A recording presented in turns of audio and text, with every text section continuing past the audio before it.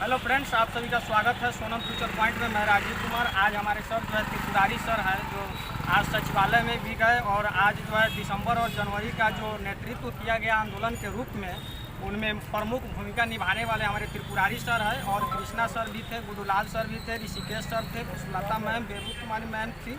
तो आज हम त्रिपुरारी सर से जानते हैं कि आखिर सचिवालय में यह गए थे और रंजीत सर से मिले, उन्होंने क्या बात और आश्वासन के प्रति दिए, उनसे हम पूछते हैं। सर नमस्कार। जब सीटेड अभ्यर्थी का प्रतिनिधिमंडल जब शिक्षा निदेशक रंजीत सर से बात किया, तो बात क्रम में हम लोगों ने रखा कि हम लोगों का जो अभ्यर्थी है, जिसमें 10,000 ऐसे अभ्यर्थी हैं जिनका उम्र 45 से 55 वर्ष है।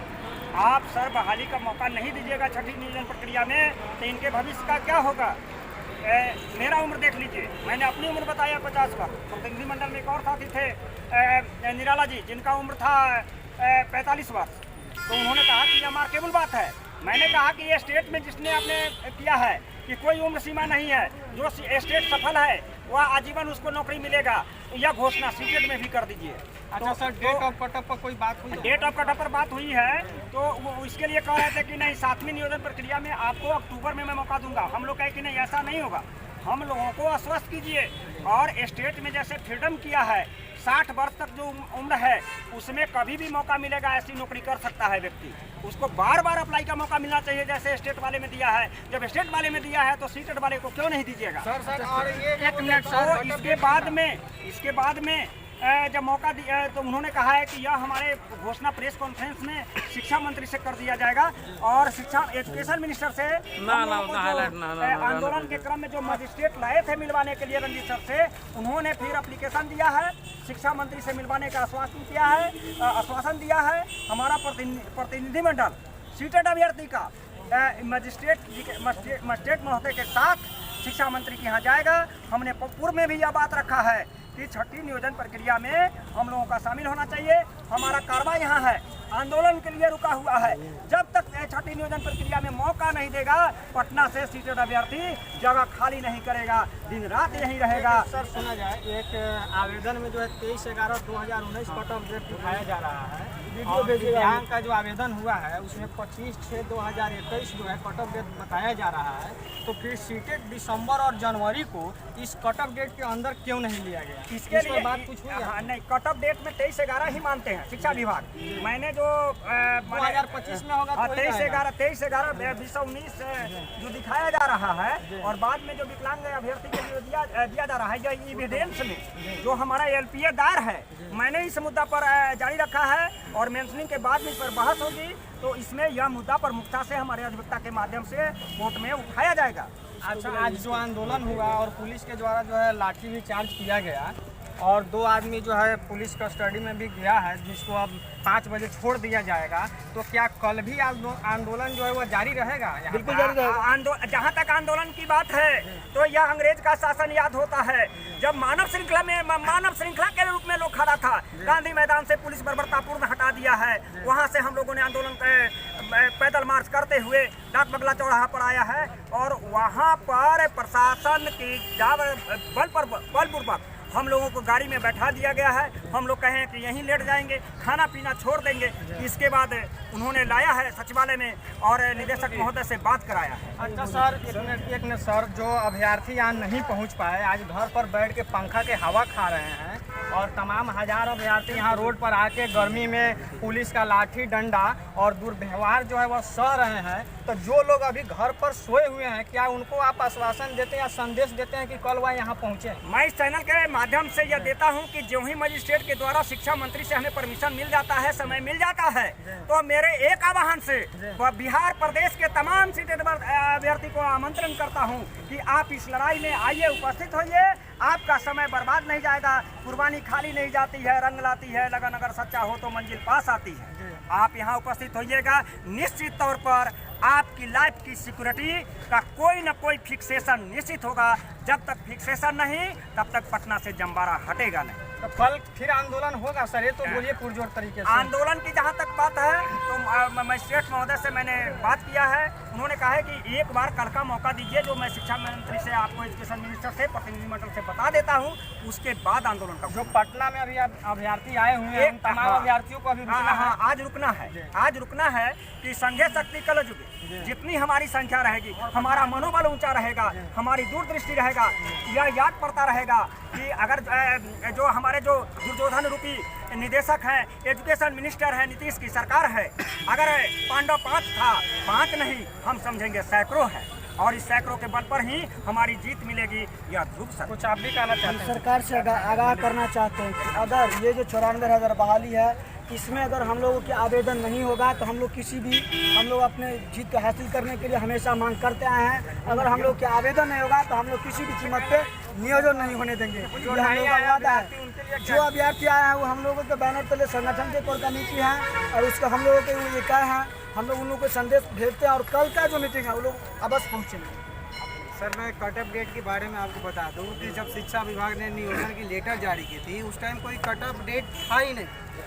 उसके कुछ दिनों के बाद, लगभग 45 दिनों के बाद, शिक्षा विभाग ने ये तय किया कि कट ऑफ डेट 23/11/2019 रहेगा, जो कि सरासर गलती है। इसी मुद्दे पर डीएलएड की प्राथमिकता को सिंगल बेंच में जज ने मानते हुए डीएलएड की प्राथमिकता को जो लागू की थी सरकार, उसको वापस खारिज कर दिया। तो वहाँ पर तो कट ऑफ डेट की बात जब होती है तो नोटिफिकेशन आने के बाद कोई उसमें बदलाव होती नहीं है। तो जब नोटिफिकेशन शुरू में सरकार ने लाई छठी नियोजन के लिए, उस टाइम तो कोई कट ऑफ डेट का जिक्र ही नहीं था। तो फिर ये बाद में जब केस हुआ तो उस समय कैसे सरकार ये कहती है कि कट ऑफ डेट इसका, यानी आप लोग कह रहे हैं कि कट ऑफ डेट को खारिज करते हुए दिसंबर और जनवरी सीटेट को मौका देना चाहिए और बिल्कुल देना चाहिए सर। और ये कहीं से मतलब न्याय संगत नहीं है, क्योंकि जब कोई भी नियोजन आती है तो उसका फर्स्ट टाइम ही शुरू में ही उसका जितना भी क्राइटेरिया होता है उसको निर्धारित कर दिया जाता है, और बीच बहाली में उसमें छेड़छाड़ नहीं किया जाता है। जबकि इस बार नियोजन में विकलांग को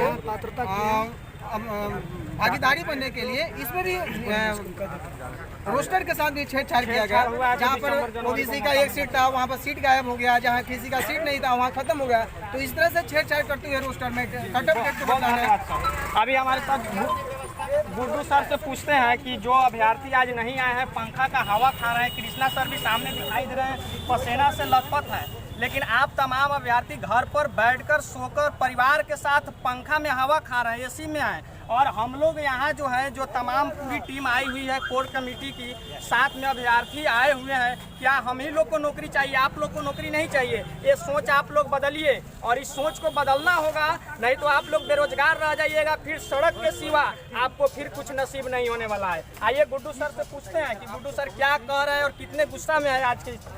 देखिए, जो सबसे पहली बात है कि आंदोलन से ही, जब हमें छोटा सा अगर साधारण शब्द में समझे, तो आंदोलन से जब इस देश को लड़ाई स्वतंत्रता प्राप्त हो सकती है, तो ये आवेदन करने का कौन सा बड़ा ये मुद्दा है। लेकिन अभी भी देखिए, हम लोग का टारगेट था 2500 से 3000 के करीब में, चूँकि पास है टोटल 40,000 के करीब में जनवरी और दिसंबर को मिला दिया जाए। लेकिन इसमें मात्र बताइए, इतना में हम तब वो 150 को लेकर यहाँ तक हमने समझिए डेलीगेशन टीम हम लोग को आई, हम लोग इतना प्रदर्शन किए कि डेलीगेशन टीम को हम लोग को साथ बैठाकर प्रतिनिधि मंडल को साथ में ले जाकर सचिवालय बात कराना पड़ा। और सोचिए, अगर यही संख्या 2000 के पार रहती तो आज ही शिक्षा मंत्री को आके और यह अनाउंस करना होता कि हाँ, इन लोग को भी 15 दिन का आवेदन हम करने का टाइम दे रहे हैं। लेकिन अगर आप लोग उपस्थित नहीं हैं तो कहीं ना कहीं अगर मौका नहीं मिल रहा है, तो इसमें अभ्यर्थियों का भी बहुत बड़ा हाथ। अभी कृष्णा सर से पूछते हैं कि जैसे आंदोलन शुरू किया गया सचिवालय में, और प्रशासन के द्वारा जो है लाठीचार्ज भी किया गया, तो इस पर या क्या मतलब प्रतिक्रिया देते हैं? सर देखिए, जैसा कि हम आप सभी को बता देना चाहते हैं कि हमने तो किसी को नहीं कहा था कि आप 100-200 आइए। हमने तो चैलेंज किया था कि हम 50,000 अभ्यर्थी हैं, जनवरी दिसंबर सब मिलकर के, सभी को मैंने बुलाया था। लेकिन यहाँ की संख्या देखने के बाद हमें लगने लगा कि आप लोग घर पर बैठकर सिर्फ जो है आपको सूचना चाहिए। जैसे हम लोग सूचना प्रसारण मंत्री हैं, आपको सूचना देते जाएं और आप इसी हौसला से अपनी ज़िंदगी बिताते जाएं। तो साथियों, अगर हाथ जोड़कर आप लोग से हम निवेदन करेंगे कि यदि आप हमारी सूचना के बदौलत अपनी ज़िंदगी चलाते हैं, तो मैं प्रतिदिन आपको वीडियो डालूंगा, खुशी वीडियो डालूंगा, ऐसा डालूंगा कि आपका आवेदन हो जाएगा, आप नौकरी कर लेंगे, लेकिन सपने। आपको हकीकत में यदि आना है, हकीकत में आवेदन करना है, हकीकत में नौकरी लेना है तो पटना की धरती पर आना पड़ेगा। अभी हमारा आंदोलन समाप्त नहीं हुआ है, ये कह देना चाहता हूँ। अभी आंदोलन समाप्त नहीं हुआ है। अभी हमारे मुट्ठी भर जो हमारे साथी आए हुए हैं, लगभग 100-150 आए हुए हैं, इनके बल पर जब मैं इतना बड़ा काम कर दिया कि आज जो है प्राथमिक शिक्षा के निदेशक को बोलना पड़ गया कि हम आप लोगों को कहाँ वंचित किए हैं। हम तो आवेदन वंचित आप लोगों को नहीं किया है, ये सिस्टम के तहत आप लोग को मौका नहीं मिला है, लेकिन हम आने वाले जो है अगली बहाली में आपको मौका देंगे और वह बहाली भी हम जल्द करवाएंगे। अच्छा सर, सचिवालय गए थे आप, तो सचिवालय में प्राथमिक निदेशक जो है रंजीत सर क्या कुछ बोले कि इतना दिन के अंदर जो है 7वां चरण आ जाएगा या ये स्टेट के साथ ही 7वां चरण? उन्होंने ये बात स्पष्ट नहीं किया कि हम 7वें चरण कब लेंगे।